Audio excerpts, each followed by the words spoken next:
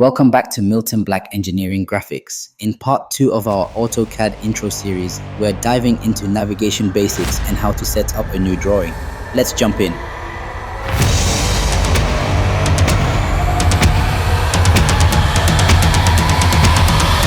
Navigating in AutoCAD is super intuitive once you get the hang of it. Use your mouse's scroll wheel to zoom in and out. To pan, hold the scroll wheel and drag. For precise navigation, try the Zoom Extends command to view your entire drawing or zoom window to focus on a specific area. You can also use the navigation bar on the right for tools like Orbit for 3D models or the View Cube to change perspectives.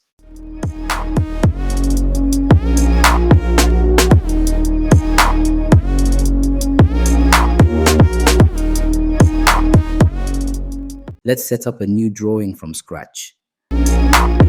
Click New from the Start view and it opens directly, or select New from the Quick Access toolbar and also opens up directly with a default template, or from the Quick Access toolbar, click the Application button and select New. AutoCAD offers templates to get started. For this, we'll use a CAD, a basic imperial template.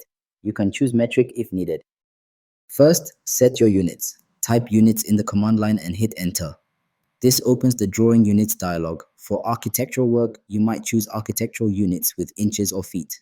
For engineering design, decimal units work great.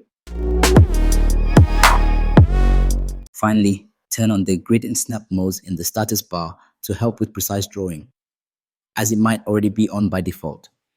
You can adjust their spacing by right-clicking and choosing Settings. And that's it for part 2. You now know how to navigate and set up a new drawing in AutoCAD. Stay tuned for more tutorials on drawing tools, layers, and beyond. If you found this helpful, hit that like button, subscribe to Milton Black Engineering Graphics, and ring the bell for more AutoCAD tips. Drop your questions in the comments, and I'll see you in the next video.